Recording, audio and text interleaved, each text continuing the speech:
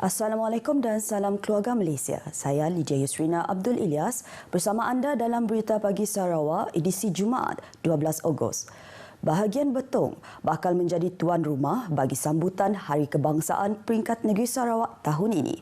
Menteri Utiliti dan Telekomunikasi Datuk Julaihi Narawi berkata, sambutan yang akan diadakan di Stadium Tan Sri Dato' Amar Stephen Kalong Ningkan itu dijangka dihadiri 1,000 pengunjung. Bercakap dalam sidang media di Wisma Bapa Malaysia di Kuching, Datuk Julaihi menjelaskan pelbagai acara telah disusun atur bagi memeriahkan sambutan itu. Beliau yang juga pengurusi penganjur sambutan itu mendedahkan turut berlangsung konsert Ambang Merdeka pada malam 30 Ogos bagi memeriahkan suasana sambutan. Konsert itu akan menampilkan persembahan hiburan seperti nyanyian artis popular tempatan, tarian tradisional dan kontemporari dari Majlis Seni Sarawak. Acara kayuhan basikal Unity Ride sejauh 4 km sekitar Bandar Betong juga diadakan pada keesokan harinya yang disertai tetamu kenamaan dan komuniti dari pelbagai peringkat masyarakat sebelum Majlis Perhimpunan bagi sambutan tersebut. Tema sambutan Hari Kebangsaan 2022 pada kali ini ialah Keluarga Malaysia Teguh Bersama. Yang di-Pertua Negeri Sarawak Tun Pehen Sri Abdul Taib Mahmud dijangka hadir bagi merasmikan sambutan itu. Selain Premier Sarawak, Datuk Patinggi Tan Sri Abang Johari Tun Openg. Masih terlalu awal untuk membuat andaian berkaitan terdapat kekurangan pelawat memasuki Limbang.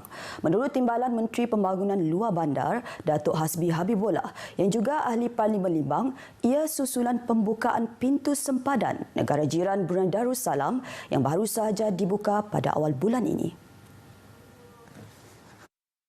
Datuk Hasbi menjelaskan keadaan ini berlaku berkemungkinan rakyat masih terkesan dengan pandemik COVID-19. Tapi rasanya insya-Allah perlahan-perlahan akan rakyat itu akan terbiasa baliklah untuk datang keluar ke Miri khususnya, dan harapan kita ke Limbang dan sudah pastinya yang ke Brunei untuk membeli belah kerana lama dah juga kita ni kira terkurunglah disebabkan oleh PKP dalam negara kita dan negara mereka juga. Beliau berkata demikian kepada pemberita selepas pelancaran sambutan Bulan Kebangsaan dan Kibarkan Jalur Gemilang Jabatan Kemas Peringkat Kebangsaan di Stadium Tertutup Limbang. Beliau dalam pada itu berharap dengan adanya prasarana yang telah dibina di Limbang, ia berupaya menjadi tarikan pelawat luar untuk berkunjung ke Limbang. Penubuhan gerakan koperasi oleh Suruhanjaya Koperasi Malaysia SKM menjadi salah satu jentera pertumbuhan ekonomi penting yang berperanan merancak dan memperkukuh pelbagai sektor ekonomi termasuk pertanian dan industri asas tani khususnya di bahagian Bintulu. Menteri Permodenan Pertanian dan Pembangunan Wilayah Sarawak Datuk Seri Dr. Stephen Rundi untuk memberitahu penubuhan gerakan koperasi menerusi Agromat merupakan langkah penting kerajaan dalam mendedahkan golongan petani mengenai perniagaan dalam sektor pertanian yang akan melonjakkan pendapatan golongan itu. Beliau menjelaskan terdapat 92 buah koperasi di Bintulu dengan keanggotaan seramai 24,037 orang dengan modal share atau yuran terkumpul berjumlah 4.89 juta ringgit dan aset berjumlah 16.05 juta ringgit. Dari perbankan kita di Bintulu sahaja sudah ada 92 koperasi.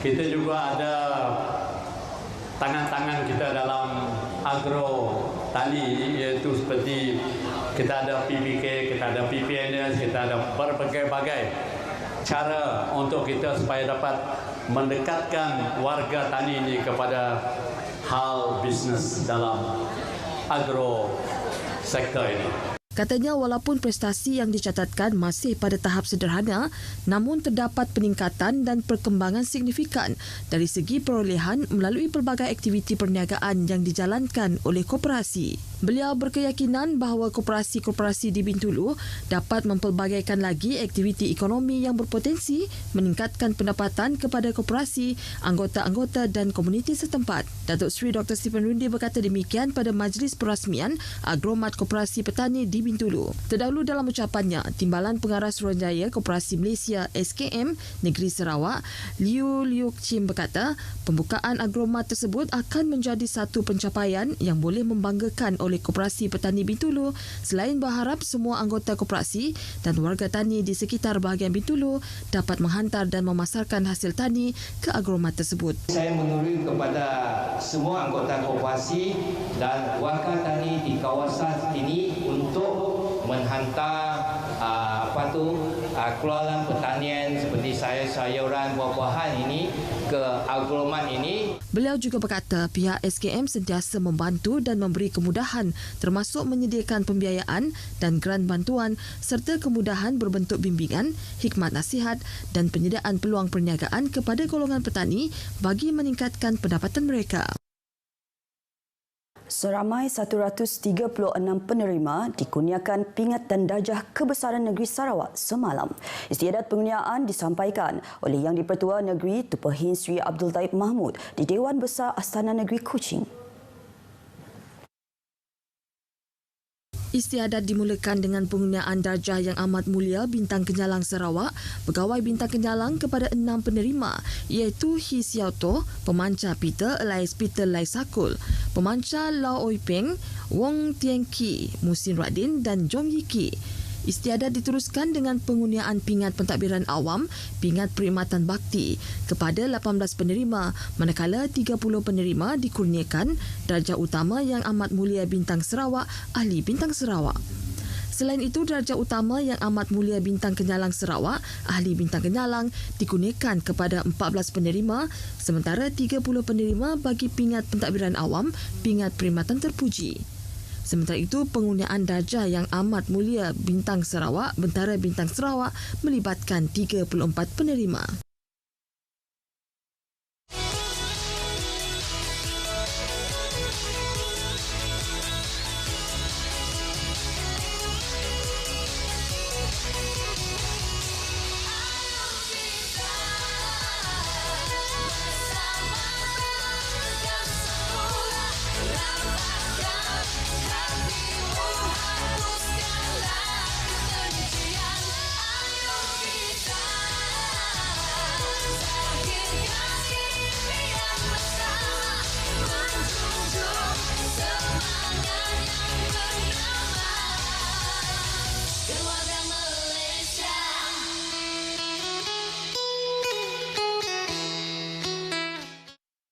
Gazebo Mesra Alam yang dibina di Tanah Perkuburan Islam Semariang diharap memberi keselesaan kepada pengguna. Ketua Pegawai Eksekutif Lembaga Amanah Kebajikan Masjid Negeri Sarawak, LKMNS, Dato' Abang Abdul Wahab Abang Juli berkata, setakat ini 2 buah gazebo telah siap dibina bagi fasa pertama. Manakala Dato' Abang Abdul Wahab memberitahu 3 buah gazebo lagi akan dibina dalam fasa kedua. Jelasnya, setiap gazebo dengan kos pembinaan RM60,000 dijangka siap sepenuhnya penghujung tahun ini. Beliau memberitahu pemberita di Kuching selepas majlis perasmian gazebo tersebut juga memaklumkan bahawa projek itu adalah usaha mengindahkan lanskap tanah perkuburan berkenaan. Gazebo tersebut akan dilengkapi dengan teknologi pencahayaan solar serta reka bentuk bumbung yang dapat mengumpul air hujan untuk ditadah untuk kegunaan seperti menyiram tanaman dan mencuci.